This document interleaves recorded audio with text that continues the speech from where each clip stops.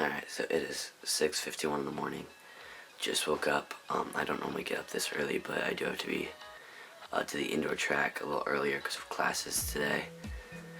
So yeah, we're just gonna get around and hopefully head out of the house by 8 to get in the K's. So for now, I'm gonna go get chores done and then get a little bit of something to eat before I head out.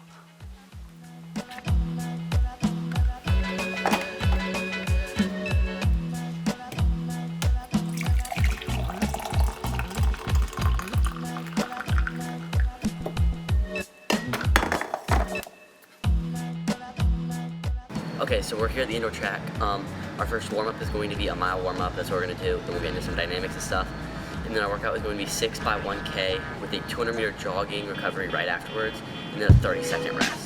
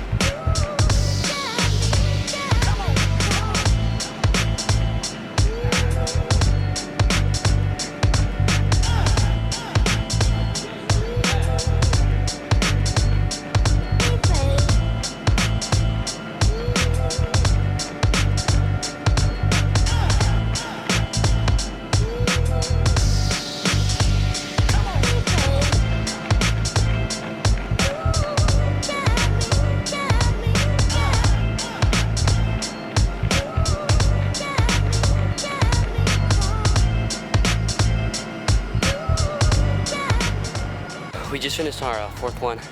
The time has been really good, a lot faster than I expected. The short break is trying to catch up to me a little bit, but I mean, you gotta expect that with short break and fast times. So I got to grind out 2 more, but it's definitely been a great workout so far. I just gotta finish it out.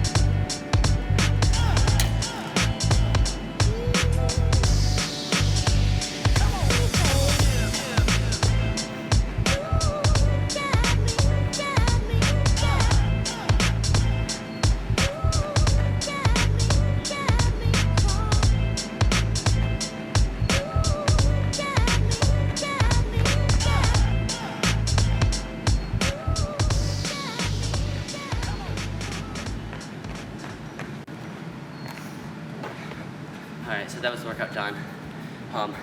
Last one was definitely quite a bit of a struggle, but I still hit the same pace, so that's really the goal of the whole workout, is just to keep that same pace the whole time.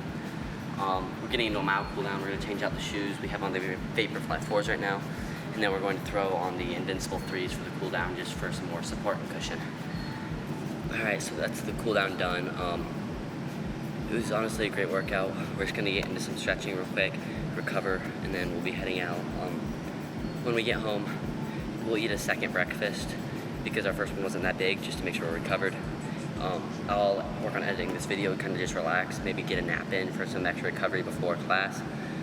Luckily, on my hard days, I don't have class till 1, so I have plenty of time in the morning to get everything in and get good recovery in.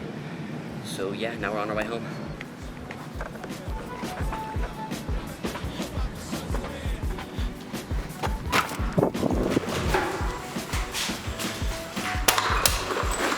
That rug is so wet. Holy, the brightness is ruining the shot. It went from not bright at all to super bright. Sorry, YouTube. Holy. Probably the smell. He's got flashbanged. It's not adjusting either. Holy crap. All they see is a white ball and like a car. I can't fix this. Wait till we get in the shop. Hang on, let me fix it real quick. There, it's fixed.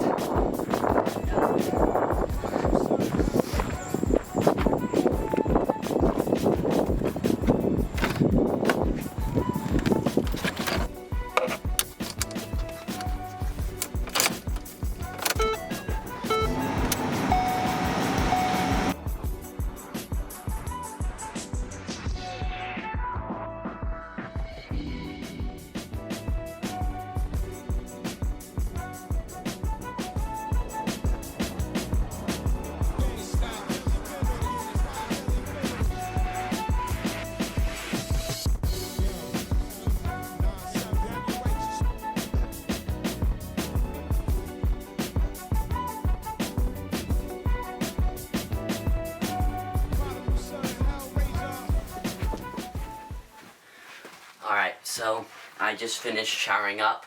It's 11:58, I have class at 1, so I do have to get leaving really soon for class, and then I have a 4-hour shift at Walmart directly after class. Class ends at 3, and then I gotta be there at 4. But I kind of wanted to share what I've learned through running and what I've really thought about today, you know, through the hard workout. It was an amazing workout, but you know, it's kind of made me think about greatness and how we define that. And I tell everyone that my goal in running is the pursuit of greatness. And to pursue something, you have to really know what you're pursuing. So I've thought a lot about what greatness truly is. Not just in running, but in any aspect of your life. And I think, you know, we might say greatness is being a state champ.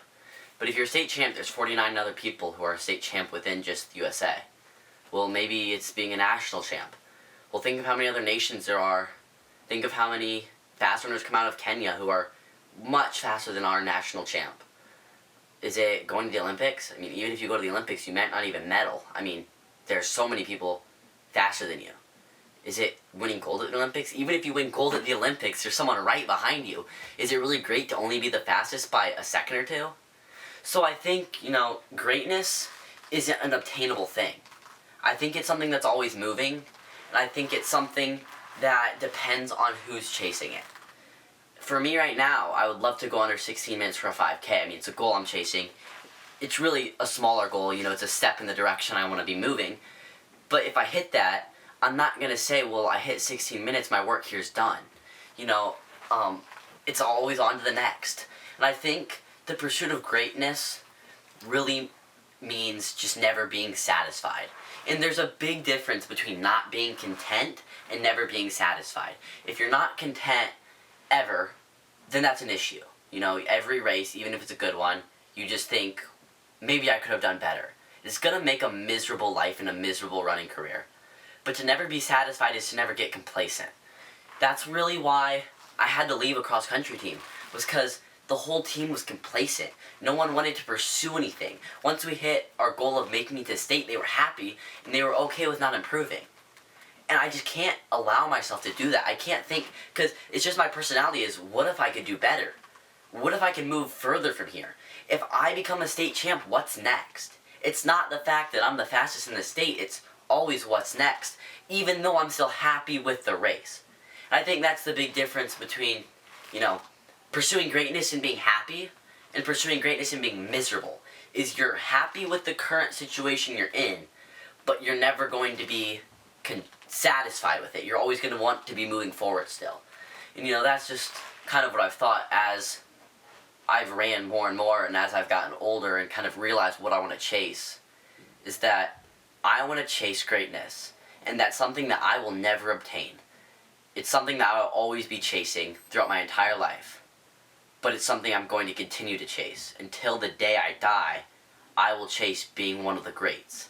I will chase greatness with every aspect of my life. And that's just kind of what I've thought about recently, is how far I really want to go and when it will be enough. And I realize it's never going to be enough. But that's the cool part of it, is I'm never going to run out of something to chase. I'm always going to be chasing it. I think I said this in a previous video, but I'm willing to set impossible goals for myself, something that's never going to be obtainable. Because what's the point of setting a goal that I know I'll hit? That's boring. What if I say, next race I want to run a 17 flat? Well, I know I can do that. I've ran a 16:30 before. But I'd rather die chasing an impossible goal I never reach than to live in mediocrity. Mediocrity disgusts me. I can't stand it. How can anyone stand it? How can you stand to be a mediocre person at anything and not chase something? There has to be one aspect of your life where you're chasing a goal. And I've never understood the people who have no sports or no hobbies or nothing that they chase. How can you be content to live in mediocrity? And that might be the difference between me and people who are never going to be a great runner, is that I'm not willing to settle for mediocrity. It's something I'm always going to chase, is greatness. And even though I know in my mind and I understand that I'm never going to reach it, it's not going to stop me from chasing it. But when it comes down to it, a lot of people say, these people are the greats. And I think that's what makes someone one of the greats, is that they don't see themselves as one of the greats. They still are pursuing something. They haven't reached their goals yet. And that's what I'm going to do. I'm going to pursue greatness. And along the way, some people might say that that makes me a great runner, but not in my mind. In my mind, I always have another goal to chase, and I'm never going to stop chasing it.